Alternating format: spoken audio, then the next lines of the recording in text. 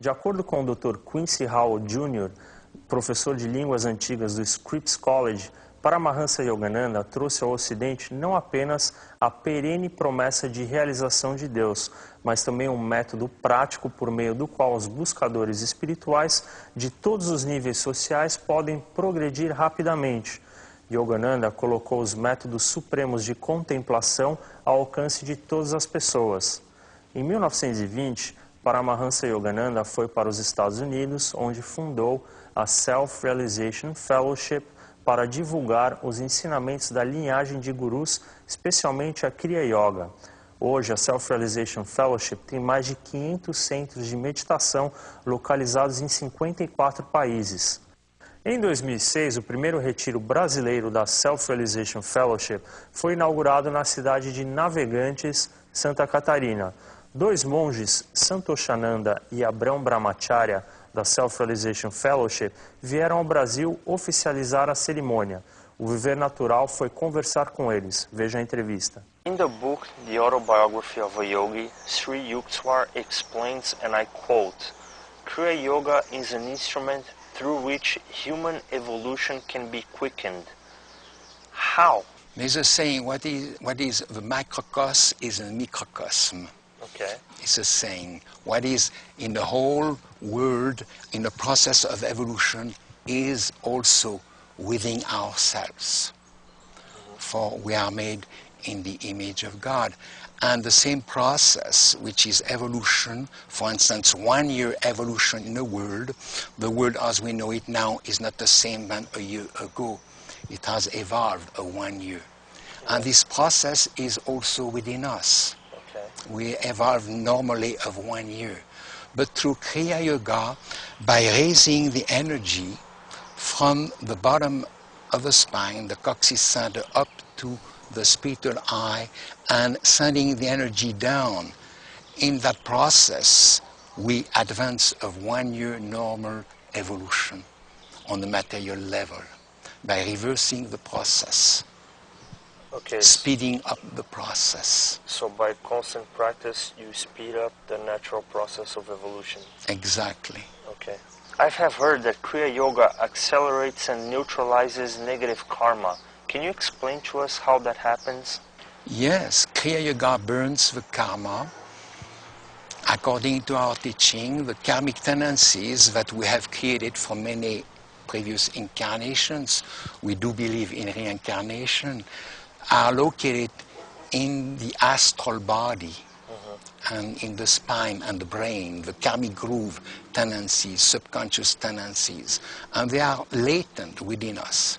And as we move the energy, it burns, as we mentioned before, where there is energy, there is consciousness, and the energy is increased because when we withdraw the energy from the senses and bring it into the spine, we also attract prana and life energy from the cosmos within us.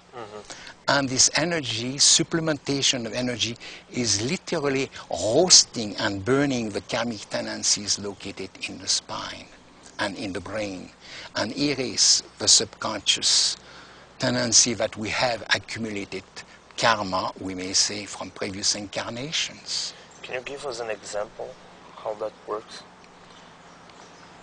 Like a person who has... It's like roasting a seed. Okay. If we have a seed that we plant in the ground and we roast it, it will not produce the tendency which is in the seed because it has been burned.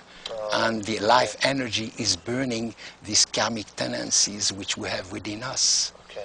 So the energy itself is burning and roasting these karmic tendencies. Okay. And give us the freedom and the liberation of the karma which creates bondage, which binds us to the physical body. But how many levels of Kriya Yoga are there? Yes, there are 3 parts in the techniques of Kriya Yoga. First, we practice the different techniques, the basics, in order to receive Kriya Yoga. And if we are ready, we become initiated and we become a Kriya Brahman.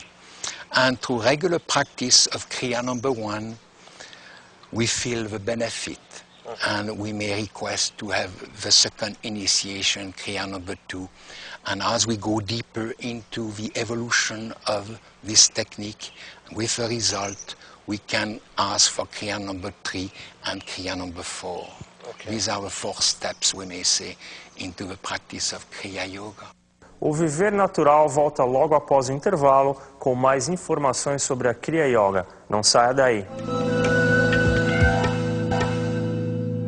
Estamos de volta com o Viver Natural e continuamos a nossa entrevista com o monge suíço Santoshananda, que veio inaugurar o primeiro retiro oficial da Kriya Yoga no Brasil. Neste bloco, Santoshananda explica os 4 níveis da Kriya Yoga e diz também que é um processo de avaliação por parte da Self-Realization Fellowship que decide quando o praticante deve aprender um nível mais avançado. Durante a prática da Kriya Yoga, o Kriyabam mantém um diário ou um jornal no qual escreve as suas experiências e avalia a sua vida. Essas experiências são enviadas para a sede central da Self-Realization Fellowship e, conforme a avaliação, o praticante recebe um nível mais avançado. Santoshananda também explicou o que significa o seu nome. Where can somebody learn Kriya Yoga in Brazil? In our different centers, Brazil is spreading for spirituality and for getting ready for Kriya Yoga. And we have different centers, and we have a website we can have access to find out where they are located, Okay. or we can go to meditate. Are there lessons in Portuguese? Yes, there are. Not everything has been translated yet of the teaching of Paramahansa Yogananda, but all the techniques which he gave to the world are already there for the Brazilian to practice, Okay. including Kriya Yoga in lessons, Kriya lessons. Where are the main Kriya Yoga centers in Brazil? Is it São Paulo, Rio, and Salvador, Bahia? We may say yes. Yes. These are the 3 main The towns. 3 main centers. Okay. There are many others, Many others. but these are the biggest one. It's growing. Okay, great. Can you teach us a simple technique that our viewers at home can practice that will benefit them? For example, a simple breathing exercise? Yes.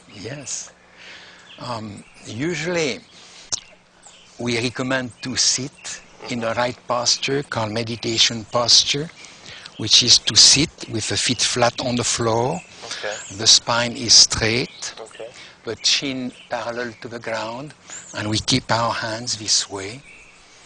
And what we teach is to inhale to the count of 20, and then to hold the breath to the count of 20, and then to exhale to the count of 20. This is the basic technique that we teach for breathing.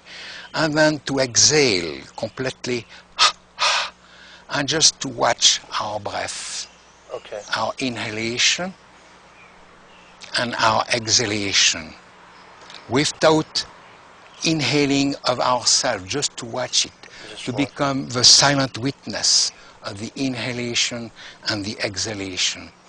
And to keep the attention here at the spiritual eye, at the point between the eyebrows. And just by relaxing completely, we will feel the peace. Our minds is always in the past and the future, isn't it? Yes. And we are bound by time. Yet, since we are born, our breath is always in the present, in the moment. So more we attune our mind on the breath and watch the breath, we create an inner attunement, and our mind becomes focused in the present moment. Okay. And we free ourselves from all the different distractions that we have around us and within us, and we become aware of who we are.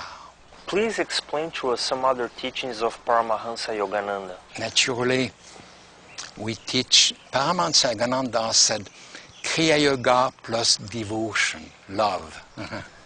It's a path of love. It's a path of raising the consciousness to open the heart center. Very important. There are two centers which needs to be opened, the spiritual eye and the heart center.